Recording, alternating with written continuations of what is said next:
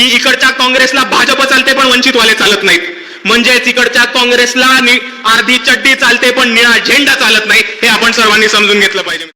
नमस्कार मित्रांनो, चाळीसगावच्या बहुजन संवाद महासभेत सुजात आंबेडकरांचा काँग्रेसवर जोरदार हल्लाबोल. अमरावती नांदेड विधान परिषद निवडणुकीत सुजात आंबेडकरांचे मोठे विधान. भाजपला काँग्रेस चालते, काँग्रेसला भाजप चालते पण वंचित बहुजन आघाडी चालत नाही, असा खळबळजनक आरोपही सुजात आंबेडकर यांनी केला आहे. व्हिडिओमध्ये अमरावती आणि नांदेडमधील विधान परिषद निवडणुकीमध्ये नेमकं काय घडलं, वंचित बहुजन आघाडीला काँग्रेसनं मतदान का बरं केलं नाही, भाजपला मॅनेज कशी झाली, हे खळबळजनक दावे सुजात आंबेडकरांनी सांगितले. आपण व्हिडिओमध्ये पुढे बघू शकता. आपण जर नवीन असाल तर व्हिडिओला लाईक करा, चॅनलला सबस्क्राईब करा आणि व्हिडिओ पूर्ण बघा. मित्रांनो, आता जी विधान परिषदेची निवडणूक झाली, याच विधान परिषदेच्या निवडणुकीमध्ये वंचित बहुजन आघाडीकडनं 2 उमेदवार उभे होते. अमरावतीमध्ये डॉक्टर निलेश विश्वकर्मा उभे होते आणि तसेच नांदेडमध्ये इंजिनियर प्रशांत इंगोले उभे होते. आता काँग्रेसमध्ये अमरावतीमध्ये जो काँग्रेसचा उमेदवार होता त्याला भाजपने 15 कोटी दिले. किती दिले? 15 कोटी. आता ह्या भाऊंनी काय केलं? 15 कोटी घेतले, टाकले खिशात, आजारपणाचं सोंग केलं आणि झाला ऍडमिट हॉस्पिटलमध्ये. या परिस्थितीमध्ये डॉक्टर निलेश विश्वकर्मांनी काँग्रेसला म्हटलं की आम्हाला पाठिंबा द्या. जर तुम्हाला संविधान वाचवायचं असेल आणि भाजपला रोखायचं असेल तर मैदान आहे, ज्याचा एकाच पक्ष त्याचा फॉर्म टिकलाय, तो म्हणजे वंचित बहुजन आघाडी.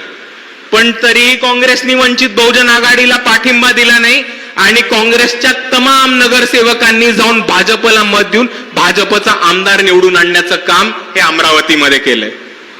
जर आपण बघितलं नांदेडमध्ये काय परिस्थिती झाली, तर नांदेडमध्ये उबाटात काँग्रेसचा उमेदवार नव्हता, उबाटाचा कृष्णा पाटील नावाचा उमेदवार होता.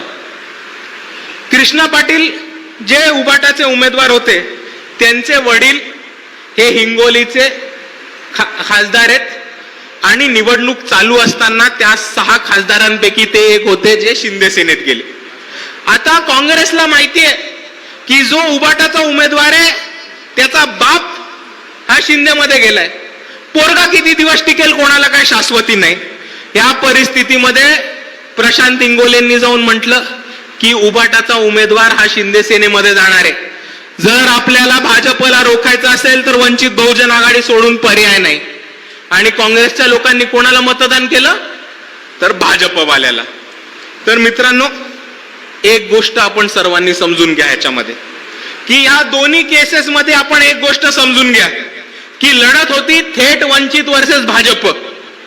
शिवसेना नव्हती, राष्ट्रवादी नव्हती, काँग्रेस नव्हती. थेट भाजप वर्सेस काँग्रेस लढत असताना सुद्धा काँग्रेसवाले वंचित बहुजन आघाडीचा पर्याय स्वीकारत नाहीत आणि काँग्रेसवाले हे भाजपच्या मागे जातात. ह्याच्यावरनं एकच गोष्ट आपण सर्वांनी शिकून घेतली पाहिजे. इकडच्या काँग्रेसला भाजप चालते पण वंचितवाले चालत नाहीत, म्हणजेच इकडच्या काँग्रेसला अर्धी चड्डी चालते पण निळा झेंडा चालत नाही, हे आपण सर्वांनी समजून घेतलं पाहिजे मित्र. आणि आतापर्यंत जितके पण हे प्रस्थापित पक्ष आहेत या सगळ्यांचा आपापसामध्ये खो खो चालू आहे. एकदा तू बस, मग मी बसतो, मग माझं बसून झालं की परत तू बस, आपण दोघं सगळं वाटून खाऊ आणि इकडच्या वंचितांना सत्तेच्या बाहेर ठेवू.